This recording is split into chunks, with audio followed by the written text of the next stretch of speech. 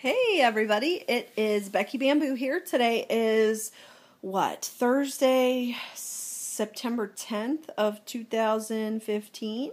I can't believe we're already this far into September. The year is going so fast. It's going to be my birthday before long. My birthday's next month, and it just like the time is going way too fast. So, because I don't have a lot on my plate right now, I have a lot of time to kind of think about what's going on in my life and what I'm doing right and wrong, especially right now with my diet. You guys know I am really focused on this again, and me getting really focused means you're going to see a lot of videos on my channel. I find, and I have found the whole time, that if I stay consistent with talking about what I'm doing right and what I'm doing wrong, then I can more easily eliminate the things I'm doing wrong and accelerate the things I'm doing right, and it's a better balance for me. So, some things that I want to talk about today.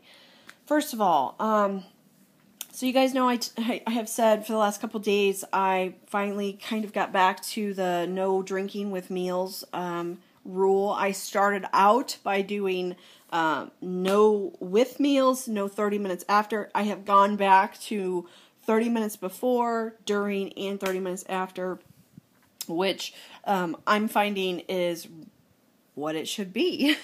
There's no other way to say that, but it's what it should be. Yes, it's a little harder to juggle, waiting that 30 minutes before you eat your dinner, but it's really worth it is what I'm finding. Now, I'm over 5 years post-op, so, this is the stuff I'm talking about that I have noticed a large difference in the way that food feels in my pouch. I had said early on my restriction was gone, and I was really wrong about that. I still have plenty of restriction, and I still have plenty of tightness when I'm treating my pouch correctly, when I'm feeding it the right foods, and when I'm getting the liquids out of there with my meals. So that's one of the big things. The other big thing that I've been doing the last 2 days is chew. I was told pre-op, that chewing foods to the consistency of toothpaste in your mouth was what would be necessary. Initially, I did that. I really focused on, I focused a lot. Like when I would sit down to a meal, it was to do that, to just sit down to a meal. Over the last, 5 years or 4 years or whatever, that has turned into, eating in front of the television and going out for dinner and talking with people. And I'll never give up the social aspect of going out to eat with people because that's something I really enjoy. But it is hard to focus on eating when you're in a social setting. So, chewing. I've been really making sure I'm chewing. And I catch myself a lot with just trying to take a couple chews and want to swallow like I used to do. And it's making a large difference in the way that I'm feeling when I'm chewing well. So, if I have 2 suggestions to people who are out there and feeling like a failure and feeling like, oh, I've gained all this weight and I don't want to, if I start over, I don't have any restriction, and, here's what I've been doing the last 2 years. I'm going to be completely honest. This is just, I think I realized I was doing it, but I don't think up until now I've been willing to accept that I was doing it, and now I can see what I was doing, and that is I would look at all of my friends, my weight loss surgery friends on Facebook, and see all the pictures they posted and just think, constantly think, oh, it's easy for them because, they still have restriction and I don't. I've had 2 kids, they don't have any kids, and, there's a variety of different things that would go through my mind that were like me trying to make it okay for them to be successful and okay for me to not be successful. And now that I sit here and I've thought about it and I realize just how dumb that is. I mean, it even sounds dumb to say it, but I know that's what I was doing. I was being really negative. The positivity had kind of just been sucked out of me, and I don't know if that's from, life and stress and working a stressful job and, having kids to deal with and trying to, keep your marriage going in the middle of all of this. And there's always a lot going on in everybody's lives. It's not just mine. So it wasn't okay for me to be, saying that they're successful because, I don't know what anybody else's story is. Truly, I don't know what kind of restriction you feel. I need to get off of my ass and stop thinking like that. So I've gone back and looked at some of my early videos and some of the videos that were really monumental points in my progress. Times when I was really awakening to the fact that I had power and control in what choices I make, that I am not a victim.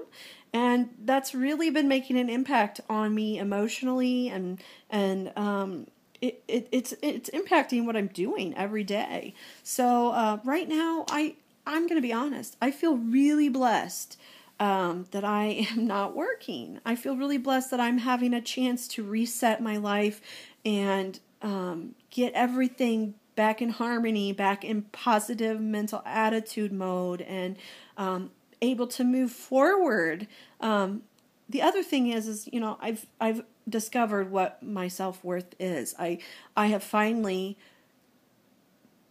come to realize my value in this world, and it has nothing to do with what the number on the scale is or what size my clothes are. I think we all focus way too much on those little things and BMI and all that. And, truthfully, BMI is, BMI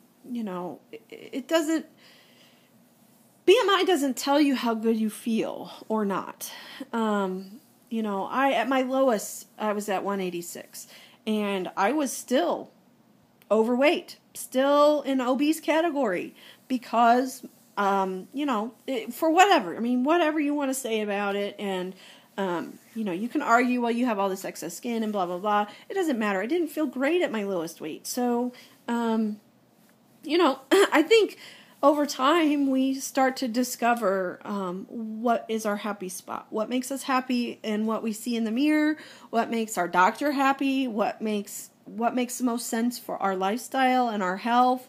And, ultimately, this is about being healthy. This is about living an active lifestyle. I want to be able to chase my children and keep up with my children their whole life. I don't ever want to be a prisoner in my body again. And, it's not on my radar at all to do that. So, I feel really, really glad that I've had time to reset and, getting back to the basics. I know there's people out there who are in my shoes, who are looking around at other people saying, well, they're doing it better than me, or it's easier for them and it's not easy for me. And I was really afraid when I started back at this that I was going to fail, that I wasn't going to be able to restrict my calories enough to lose weight, and that I was going to, feel hungry all the time. And the truth is the more I do right by the weight loss surgery rules, the better I feel. Not only do I feel full all day, but I feel like my head has cleared. Like I can see again in a weird way. I know that sounds silly, but you kind of get in a fog when you're not eating healthy. And I think over the last year in particular, I've really gotten to that I'm a victim thing. My pregnancy didn't go well. I was, hypertensive, and it was nothing that I did that caused that. That was just my body's way of reacting. But that didn't make me a victim. And, I wish I had been more positive about the things that were happening to my body. And I'm so grateful that in the end, everything worked out fine. I ended up being, I came through and I'm healthy. I had a healthy baby. I'm really blessed for all of that. But, here I have been, off work because I got hurt. And, again, I'm the victim and I don't feel well. And I think a lot of me not feeling well has been, I haven't been taking care of myself. So Walking every day is making a difference in my mental clearness, and eating the right foods is making a difference in my mental clearness. I still have lots of pain that I'm dealing with this injury, and I know the time is coming when I'm going to get this taken care of and fixed, and I just have to be patient until then. But I'm choosing to not focus on the pain anymore. I'm choosing to focus on the positive things that I can do for myself. So if you're out there and you're struggling like I have been, just get honest with yourself. Time to reset. We can all get through this, right? We can all do this. So, okay, off that soapbox. Now, the other thing I wanted to talk about is I did in my video yesterday, I talked about a tea misto. That Banded Wendy, that's her signature drink. She's been drinking it forever.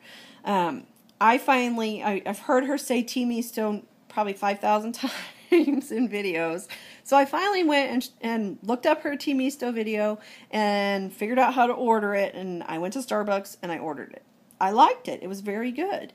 But in her video, she talks about, finding your own way. And that's really what this journey is about for all of us. It's finding our own way. We all come from different backgrounds. We've all walked a different road to get to the point where we needed weight loss surgery. And we've all walked a different road through weight loss surgery. So we do have to make our own path and find out what works for us. In her video, she talked about a tea latte, which is essentially the same thing as a misto, only they add flavored syrup. Now, I did what she calls a ghetto tea misto today, but I made it a ghetto tea latte, which ended up turning out really amazing for me. In fact, I shouldn't just say amazing, I should say life-changing for me. I really like that drink. I've been a huge coffee drinker my whole life, but I like creamy coffee. So this morning when I got up, I decided I was going to start measuring my creamer. I do not use sugar-free creamer. The sugars in those creams don't seem to bother me. So I decided to measure it to see how much creamer I really use. And I use at least 2 servings per cup of coffee. That is 70 calories a cup. 70 calories. So I was easily drinking 4 or 5 cups of coffee every day. You do the math. It's a lot of freaking calories. So the tea latte has changed my mind about calorie drinks that have caffeine, for one, because I got 2 kids. I'm going to have some caffeine, I'm telling you. And the other thing is that the creaminess from the milk reminds me of drinking coffee. So I may have just found my happy place for a while. It's a place that I will be content, 110 calories with 10 grams of protein. So it's not, it's not a bad for you drink by any means. 110 calories, you got to add it to your day, but it sure as hell beats 5 cups of 70 calorie coffee, right? So yeah, I'm pretty excited about finding that today, and it's something that I won't be able to make every day, and when I go back to work, that will be a challenge because getting the milk hot, I'm going to have to try doing it in the microwave to see what it's going to be like doing it in a microwave, because I did mine on a stovetop and I whisked it and I made it all frothy and everything. I'm not going to have time to do that when I have to be at work at 4:30 in the morning. So definitely some things to play with there, but if you've never had one, I recommend it. It's it's half milk, skim milk, half water, all hot, 2 tea bags, and she puts 4 Splendas in hers. That's about right for me. It depends on how sweet you like things. And then I added 2 tablespoons of Torani sugar-free vanilla syrup, and it's so that adds no calories to it. And the Torani syrups are pretty sweet, so I think I may cut back on the amount of Splenda that I use. But anyway, very good. So just those few thoughts for y'all today. I hope everybody's well. I got my 40 minutes plus of fitness in, so I'm ready to start cooking dinner for my family here pretty quick. I love you guys. I miss y'all. Hope everybody's healthy and happy, and see you soon.